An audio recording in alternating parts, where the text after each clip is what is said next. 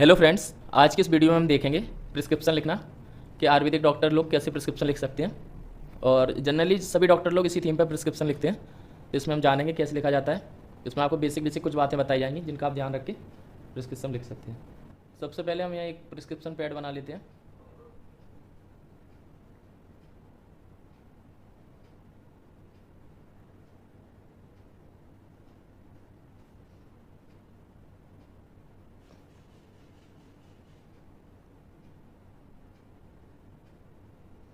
तो इस पैड में आपको सबसे पहले यहाँ ऊपर नेम लिखना पड़ेगा पेशेंट का, उसका एज, सेक्स लिखना पड़ेगा,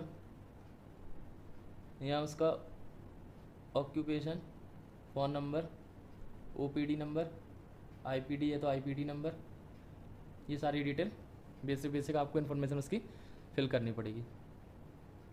उसके बाद हम इसको नीचे वाले हिस्से को दो हिस्सों में डिवाइड कर लेंगे। तो सबसे पहले यहाँ लिखा जाता है लेफ्ट में चीफ कंप्लेन। चीफ कंप्लेन वो होती है जो पेशेंट लेके आता है। जैसे सपोज़ कोई पेशेंट को पेट में दर्द है तो वो आके आपको बताएगा कि मेरे पेट में दर्द हो रहा है, तो वो चीफ कंप्लेन हो जाएगी। कहीं पैर में दर्द है या उसके शोल्डर में दर्द है तो वो खुद आके बताएगा कि मेरे यहाँ दर्द हो रहा है, तो वो आपको लिख लेना है, तो वो कंप्लेंट्स हो जाएंगी। कंप्लेंट्स लिखते टाइम आपको हमेशा याद रखना है कि आप किसी डिसीज़ का नाम ना लिखें। जैसे कि किसी के घुटनों में दर्द होता है, पैरों में दर्द होता है, तो आप ये ना लिखें कि ओस्टियोपोरोसिस है या अर्थराइटिस है। यहाँ किसी डिसीज़ का नाम नहीं लिखना है, यहाँ सिर्फ कंप्लेन में आती हैं। जो पेशेंट आपको बोल रहा है जनरल भाषा में, उसको बस आपको इंग्लिश में करके लिख देना होता है। तो यहाँ हम एग्जांपल के लिए लेते हैं, जैसे किसी के घुटने में दर्द है तो हम यहाँ लिखेंगे पेन इन नी जॉइंट। किसी के दोनों घुटनों में दर्द है तो यहाँ बोथ नी जॉइंट आ जाएगा, pain in both knee joints. और कहीं एक में है तो आप लिख सकते हैं इन लेफ्ट नी जॉइंट या राइट नी जॉइंट। इसी तरीके से कहीं शोल्डर में तो शोल्डर जॉइंट में पेन के लिए भी आप लिख सकते हैं pain in right shoulder, left shoulder. Swelling है तो स्वेलिंग के लिए। एब्डोमेन में कहीं पेन होता है तो उसके लिए आप ऐसे एब्डोमेन पेन न लिख के, एब्डोमेन के 9 रीजन रहते हैं, तो आप किस रीजन में दर्द हो रहा है उसके अनुसार आप बता सकते हैं। कहीं एपिगैस्ट्रिक रीजन में हो रहा है तो आप लिख सकते हैं पेन इन एपिगैस्ट्रिक रीजन। तो वो हेल्प करता है डायग्नोस करने में, जो कि आपको आगे समझ में आएगा, क्योंकि अलग अलग एब्डोमेन के रीजन के पेन का अलग अलग डायग्नोस बनेगा। तो इस तरीके से आपको लिखना है। अब आप यहाँ पर मेंशन करेंगे साइड में इस तरीके से ऐसे करके कि सिंस 2 मंथ, कहीं वो बताएगा आपको हिस्ट्री देगा कि 2 महीने से, तो सिंस 2 मंथ, 3 मंथ। यहाँ पर हम दूसरा देखते हैं, जैसे किसी को कफ एंड कोल्ड है तो वहाँ आएगा कफ एंड कोल्ड। फिर यहाँ आपको ऐसे करके मेंशन करना है सिंस 2 वीक, 2 हफ्ते से है या कितने हफ्ते से, 1 हफ्ते से है, वो उससे पूछ के आपको उसका टाइम पीरियड भी लिखना है। ये हो गया। अब हमारा सेकंड पॉइंट आता है HO करके हिस्ट्री ऑफ। हिस्ट्री में हमारा आ जाता है कि हमें उससे पूछना है कि आपको कोई बीमारी तो नहीं है पुरानी। तो मेनली यहाँ पर डायबिटीज़ वगैरह का पूछा जाता है, क्योंकि आयुर्वेदिक दवाइयों में चीनी डाला रहता है, गुड़ डाला रहता है, तो उसको नुकसान ना कर जाए, तो डायबिटीज़ का तो लेना ही लेना है। तो वहाँ पर कहीं डायबिटीज़ है तो आप ऐसे लिखेंगे HO हिस्ट्री ऑफ DM कर देंगे, डायबिटीज़ मेलाइटिस। कहीं पर वहाँ पर नहीं है तो आप ऐसे लिख सकते हैं no history of diabetes mellitus. इसी तरीके से BP का भी आप लिख सकते हैं, क्योंकि नमक डला रहता है अधिकतर औषधियों में अपने में। तो हाइपरटेंशन HD लिख सकते हैं, उसके लिए हाइपरटेंशन लिख सकते हैं। और थायराइड का मेंशन कर सकते हैं, या कोई स्टेंट डला हो या कोई ऑपरेशन हुआ हो तो आप उसकी हिस्ट्री में मेंशन कर सकते हैं। ये आपके 2 पॉइंट हो गए अभी, एक तो चीफ कंप्लेन, दूसरा हिस्ट्री। अब तीसरा पॉइंट आता है एग्जामिनेशन का। एग्जामिनेशन में अब आपने ये इसका कंप्लेन लिया, हिस्ट्री लिया, उससे अब आपको यहाँ पहले निदान बनाना पड़ेगा। इसको आयुर्वेद में निदान लिखा रहता है, मॉडर्न में डायग्नोस भी कह सकते हैं।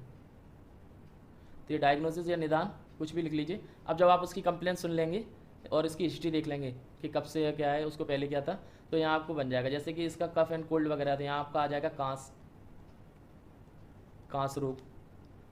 कहीं है इस शोल्डर उसका है घुटने के दर्द का, और उसका तो आप यहाँ संधिवात, वात व्याधि, ऐसा अलग अलग डिसीज़ का मेंशन कर सकते हैं।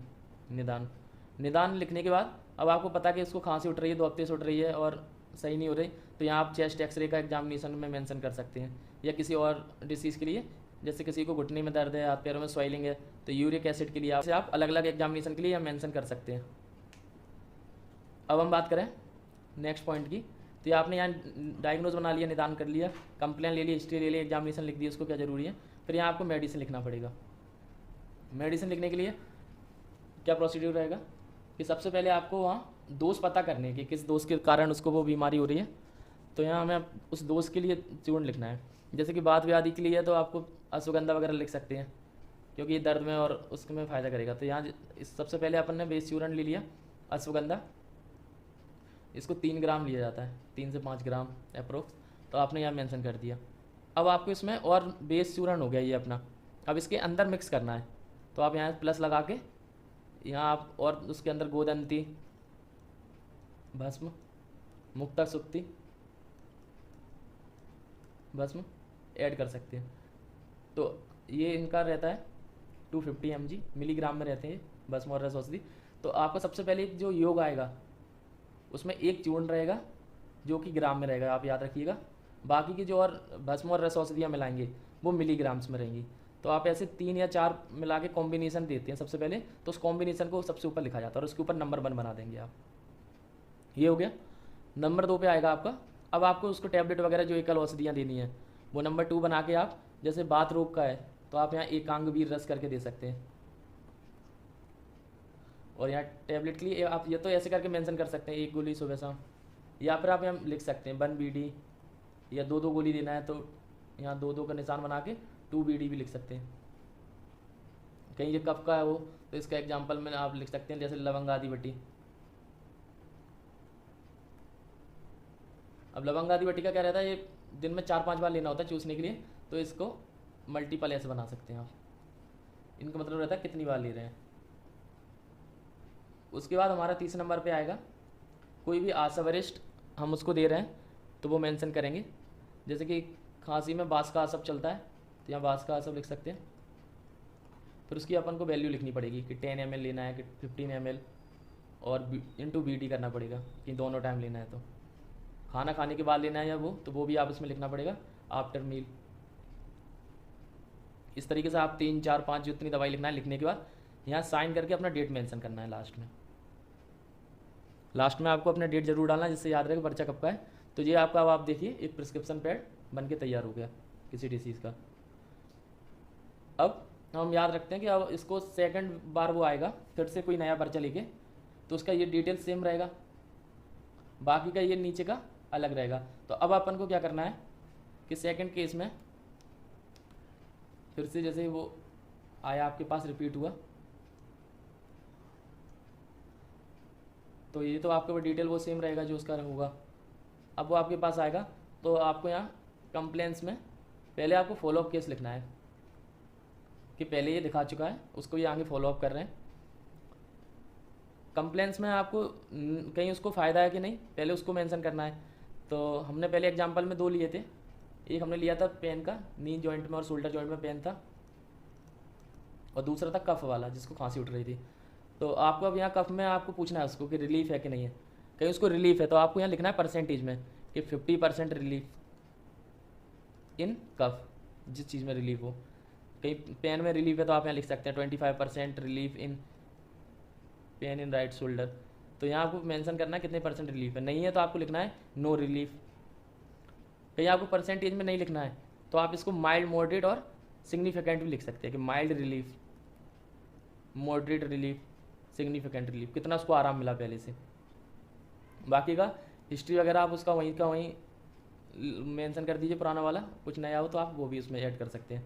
एग्जामिनेशन जो आपने लिखे होंगे उसकी रिपोर्ट आ जाएगी तो वो आपको यहाँ लिखनी पड़ेगी कि उसकी क्या वैल्यू आई। फिर आप जो उसको मेडिसिन लिखेंगे, मेडिसिन लिखते टाइम अब आपको कहीं वही मेडिसिन रिपीट करना और उसको फ़ायदा मिल रहा है तो फिर आपको दोबारा से पूरी मेडिसिन नहीं लिखनी।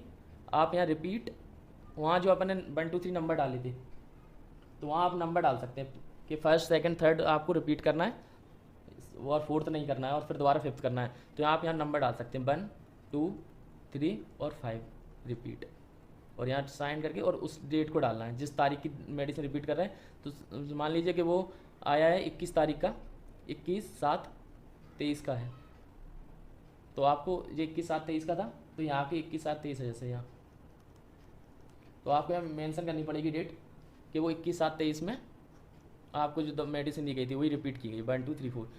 आपको इसमें कुछ और नया जोड़ना है, कोई कंप्लेन उसकी बढ़ी है घटी है, तो यहाँ एड ऑन लिख के आप कोई और नई मेडिसिन का इसमें नंबर डाल के, जैसे 6 तक था तो उस नंबर 7 डाल के आप उसमें नया ऐड कर देंगे, या यहाँ 5 तक है तो 6 नंबर डाल के यहाँ कोई नई मेडिसिन ऐड ऑन कर देंगे, जैसे सितोपलादी चूर्ण कर दिया खांसी में।